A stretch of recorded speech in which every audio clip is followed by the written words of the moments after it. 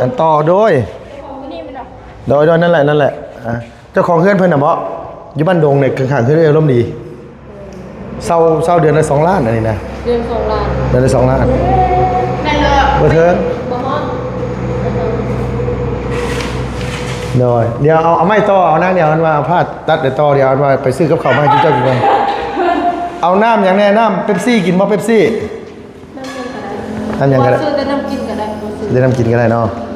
คือบ่เอาไว้ข้างนอกไว้กินกับข้าว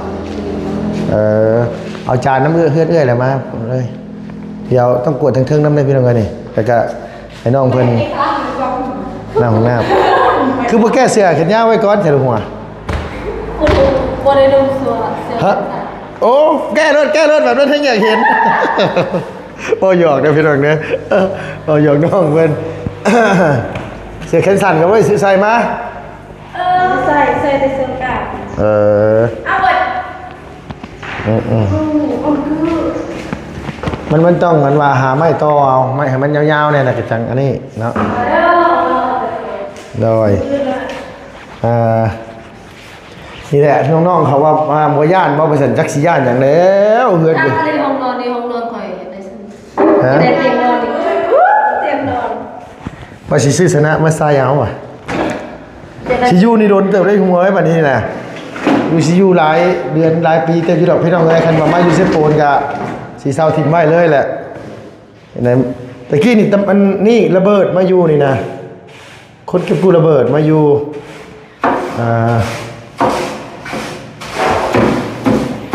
ไปบอกแม่นุ่มแล้วเมื่อกี้ข้อแม่นุ่มมาให้น้องหัวอันว่ามาทำความสะอาดอันห้องให้แน่ว่ะแม่นุ่มหัวอยู่บ่ว่าไอ้หัวมันนั่นว่าไปแสดงเป็นบ่โอ้ยเนาะไปแสดงใบอันนั้นใบธนาคารแม่เลขบัญชีโดยจำช็อตบ่ได้แม่นุ่มก็ได้เอ้าสบายดีเด้อแม่เด้อโอ้ยสบายดีพอดีว่าเฮาโทรหาหัวเมื่อกี้นี่หัว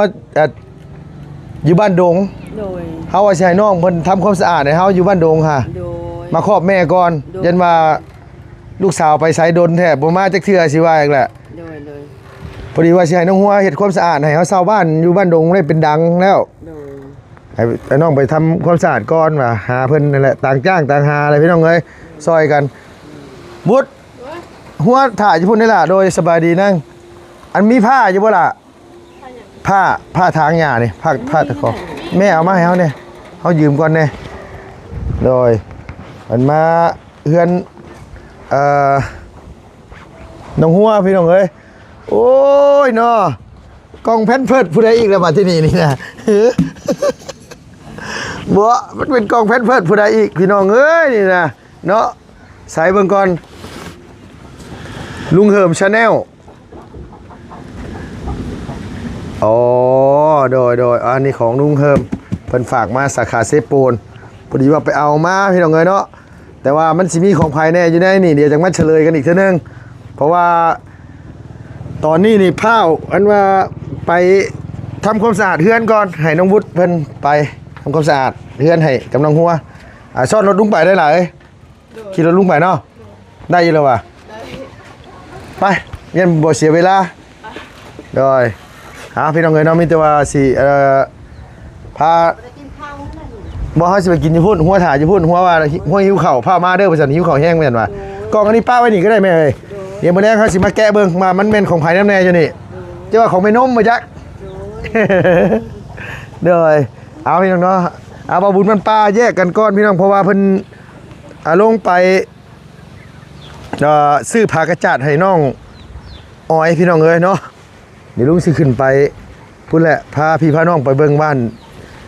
ลุงเซาหั่นแหละเนาะพี่เนาะโดย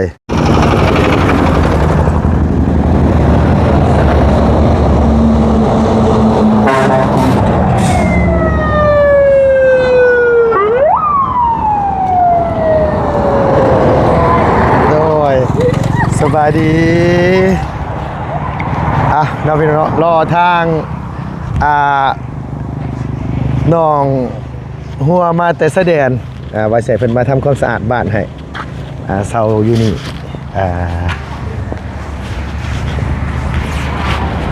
กินละข้าวนะนั่ง โอ้เฮ็ดเสียบุญ กินมาละโดยสบายดีแล้วล่ะเด้อโดยอยู่นี่แหละมาทำความสะอาดให้เนี่ยชี้จ้างนะนี่นะว่าดีเลย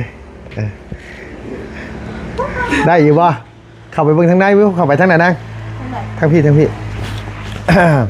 จ้างทั้งสามสาวเลยเป็นยังไงบ่ ตะดื่ม ผู้นี้คือสิบก้าเฮ็ดหรอกผู้นี้นะ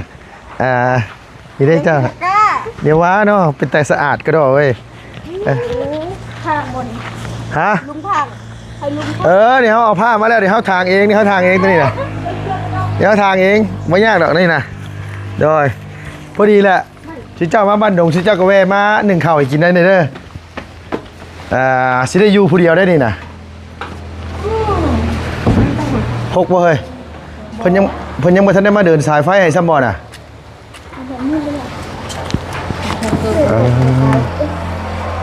เอาใส่ถือเข้าไปรถเกือบกันเลย เช็คแบตก่อนกระเพาะ โดย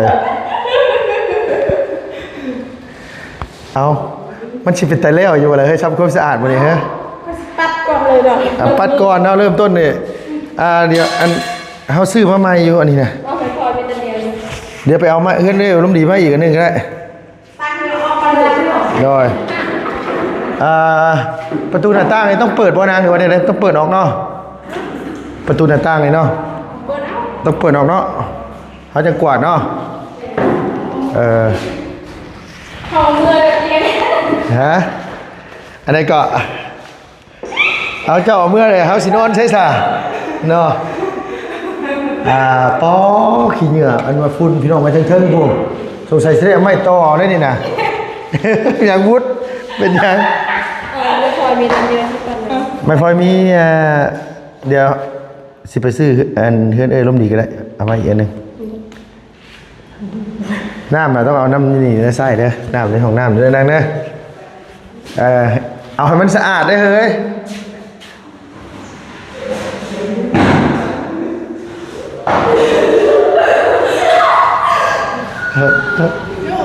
เป็นยังวะฮะ ว่า คันมา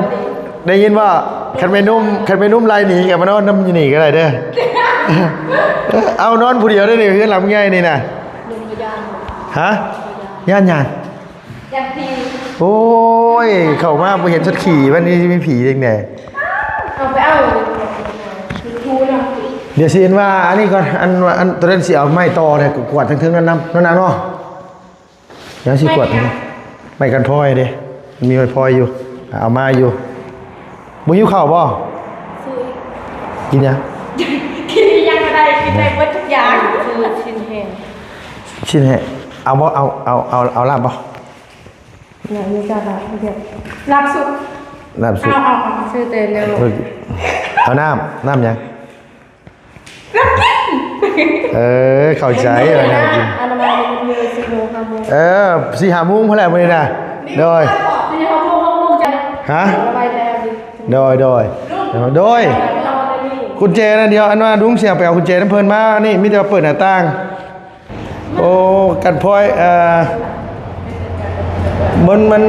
มีอันเดียวเนาะมัน3 คนมันต้องเอามา3 อันเนาะนางกวดช่วยกันจังได้ไว้เนาะ แม่ โดยมาแล้วอ้ายหนอกสวยของใคร ของเจ้าของเฮือนเพิ่น อันนี้ไม่แย่หรอ มีไม่แย่อยู่หั่นล่ะไม่อันนี้อันว่าเดี๋ยวสิเอาอันว่าตัวนั้นมาอันต่อโดย ของนี่มันหรอ โดยนั่นแหละเจ้าของเฮือนเพิ่นน่ะบ่อยู่บ้านดงเนี่ยข้างๆเฮือนอารมณ์ดี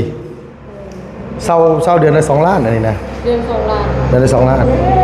แม่เลิก บ่เถิง บ่ฮอด โดยเดี๋ยวเอาไม้ต่อเอานางเดี๋ยวอันว่าพาดตัดเดี๋ยวต่อเดี๋ยวอันว่าไปซื้อกับข้าวมาให้เจ้ากินก่อน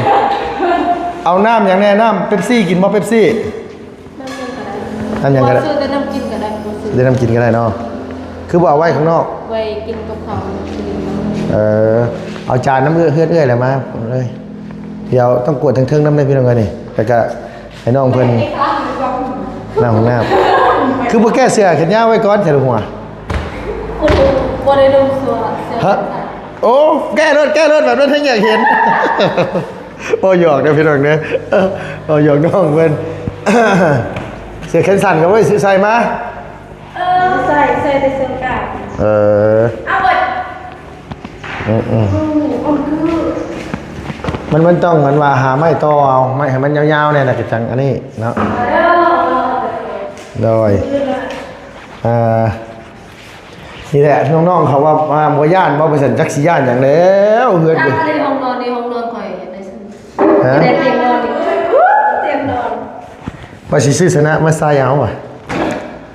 สิอยู่นี่โดนเติบได้หัวไว้บัดนี้น่ะอยู่สิอยู่หลายเดือนหลายปีแต่อยู่ดอกพี่น้องเอ้ยคันว่ามาอยู่เซโปนก็สิเซาถิ่มไว้เลยแหละเห็นไหมตะกี้นี่มันนี่ระเบิดมาอยู่นี่นะคนเก็บกู้ระเบิดมาอยู่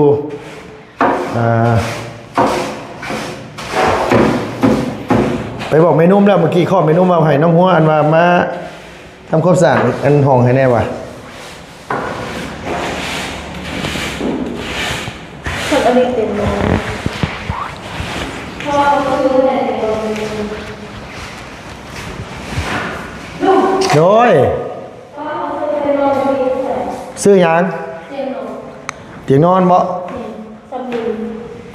ซัมนี่นี่มันประมาณ6 ฟุตนี่กับประมาณล้านปลายนะโดยประมาณล้านกว่า มีห้องนอนใครไม่ถึงเตียงบ่มีก็ได้เอาไว้ไม่ได้ ข้าเจ้าบอกกวาดเลยเนาะข้าเจ้าบ่ทำความสะอาดเลยมันก็เลยแบบว่านี่พี่น้องเอ้ยนี่แหละมองเศร้ากะมันต่ำโพดเป็นมาล่ะมันสั่นโพดเนาะมันสั่นโพดเนาะเดี๋ยวต้องเอาอันว่าอันนี้มาต่อ จะครัวหรือจะจู้หนึ่งอ่ะ ห้องน้ำนี่ก็มาใส่น้ำอยู่พี่เด้อนางเด้อคันเวลาล่างน่ะเด้อยังบ่ทันได้ล่างมันห้องน้ำพี่น้องเอ้ยเนาะก็พออยู่พี่น้องเอ้ยว่าง่ายซะก็ถือว่าโอเคเลยแหละมาทำความสะอาดให้มันนี่ก็อยู่นี่อยู่ไปนั่นแหละ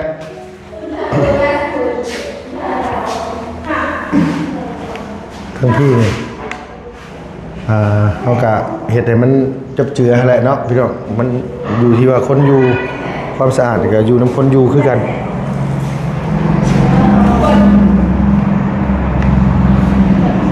กับมันอยากสูงแน่นั่นก็ได้ต้องหาไม้อันว่าตัดไม้มาต่ออันนี้แหละก็จังกวาดออกโดย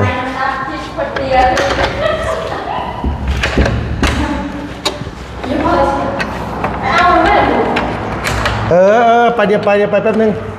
ถ่ายคลิปกันกว่าให้ตัวให้เห็นว่ากันดีเนาะเพื่อพี่น้องผู้เบาเพิ่นอยากเห็นผู้สาวงามๆเลย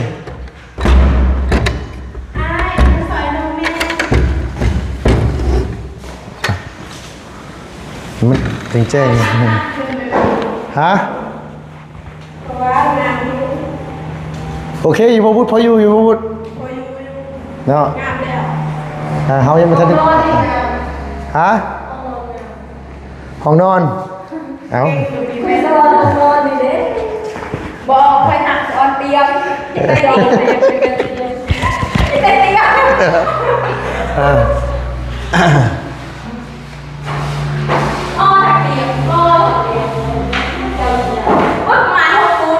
อันนี้ล่ะ6 ฟุตนะประมาณ6 ฟุต6 ฟุตนี่แหละประมาณ6 ฟุตแต่กะเอาน้ำยาถูพื้นมาถูน้ำเด้อเห็นมันงามๆคือชื่อเจ้าเลยล่ะหัวได้ยินมาเว้าน่ะเฮ็ดบ่แม่นจังดอกเวลานั่นน่ะแม่นุ่มไรนี่ก็สิมาขออยู่นำเฮาอีกค่ะ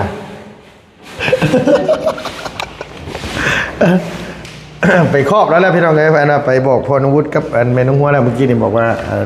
ให้น้องเพิ่นมาทำความสะอาดให้เนาะก็นี่แหละพี่น้องเอ้ยก็มองอยู่มองนี่กะโอ้ใครตัวสูงเท่าไรก็ล่ะตัวสูงจักร้อยเท่าไร156กลัวนะเคย156เลยกลัวสบายกลัวประมาณ160พุ่นละมั้งบ่ฮอดนะ มันยังสูงหนึง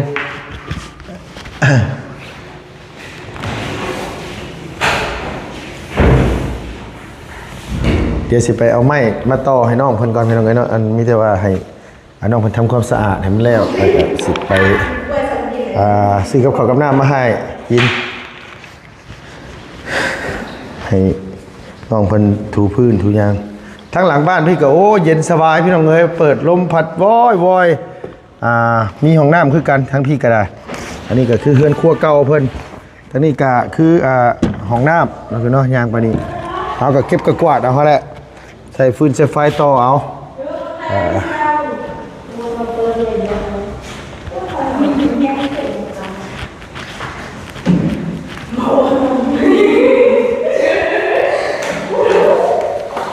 ไม่ใช่จะเป็นอย่างหัวบ่สิแก้ก็แก้แล้วนะเชื่อนะบ่เป็นอย่างนี้นี่ปิดกล้องก่อนโอเคเดี๋ยวปิดให้ต้องไงยันผู้เบาเห็นนั่นว่าไอ้นี่โอ้ยเนาะนี่ละพี่น้องเนาะมารีวิวให้พี่น้องเบิ่งน้ำกันเดือนละ2 ล้านกีบพี่น้องเนาะกะถามว่าแพงบ่กะพออยู่พี่น้องเนาะคันว่าหมู่พวกเพิ่นอยากมาอยู่น้ำกะหารกันก็ได้คือกันว่าแต่หมู่จะพวกเพิ่นสิอยู่บ่เนาะพี่น้องตัวนี้ก็ต้องถามหมู่ถามพวกอีกเท่านึงคันหมู่เพิ่นบ่อยู่เฮาก็อยู่ผู้เดียว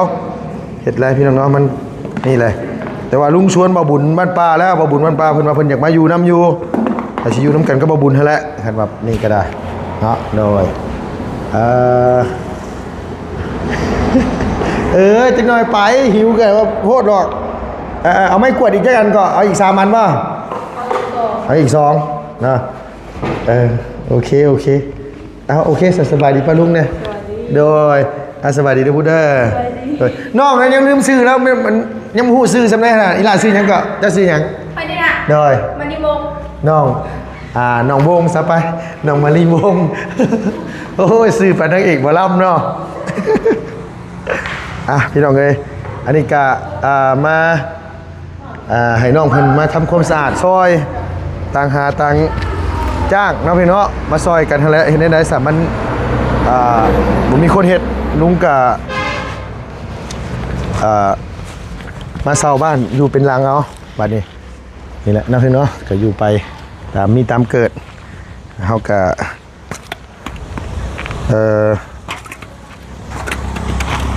อยู่กับหมู่กับพวกก็ฮู้แหละมันเศร้าเป็นลายมือมันบ่ไหวค่าห้องค่าอันนี้มันแพงโพดเลยมาเศร้าบ้านเป็นหลังอยู่ให้ด่าหัวมาซอยเฮ็ดความสะอาดให้น้องเพิ่นว่าบ่จ้างก็ได้ดอกว่าซั่นว่าจะเลี้ยงข้าวก็เลยสิไปซื้อข้าวมาให้กินก่อนนี่แหละพี่น้องเอ้ยก็คันหมู่คันพวกมาอยู่นี่ก็จอดรถจอดล่างก็จอดอยู่นี่จอดอยู่นอกพี่เนาะมันมีหม่องจอดรถจอดล่างนำแน่โดยน้องวุฒิกับน้องหัวแล้วก็น้องมณีวงศ์เพิ่นมาซอยกันเฮ็ดนะพี่เนาะรีวิวให้พี่น้องเบิ่งนำกันเลยอันนี้ก็ถือว่าพออยู่พี่น้องเอ้ยโอเคเลยแหละนี่แหละนะพี่น้องเนาะกับพออยู่พี่น้องเอ้ยอันเฮือนพี่น้องเอื้อยอารมณ์ดีเพิ่นก็มาขอเซาน้ำเพิ่นเดือนละ2 ล้านกีบบ่ซั่นว่าเรื่องพื้นเรื่องไฟเพิ่นก็ยังบ่ทันได้มาต่อให้ซ้ำมีแต่ว่าคันให้เพิ่นมาต่อฟื้นต่อไฟให้ได้แล้วก็สิย้ายเข้ามาอยู่เลยโมเมนต์บ่แรงกับมื้ออื่นเนาะพี่เนาะน้องๆซอยกันนี่แหละมื้อนี้ก็โอเคพี่น้องเอ้ยสำหรับคลิปนี้ก็ขอบคุณหลายๆพี่น้องอยู่ดีมีแห้งเด้ออย่าเจ็บอย่าจนขอบคุณหลายๆพี่น้องเนาะที่เข้ามาติดตามไปรับชมอาศัยน้องนุ่งเพิ่นมาซอยกันเฮ็ดกันทำซอยกันอันว่าทำความสะอาดหน้าบ้านหน้าช่องนี่ก็เดี๋ยวลุงว่าง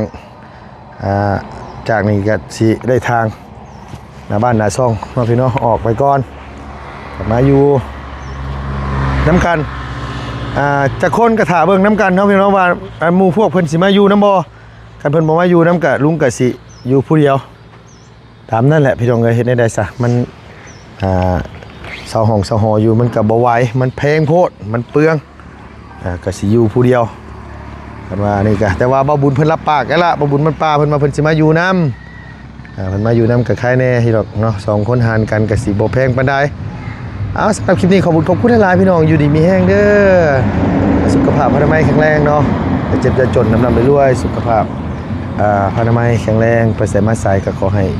อยู่เย็นเป็นสุขเจริญขึ้นเนาะพี่เนาะขอบคุณพี่น้องหลายๆคลิปนี้ไปแล้วพี่น้องบ๊ายบายสบายดีเด้อพี่น้องเด้อ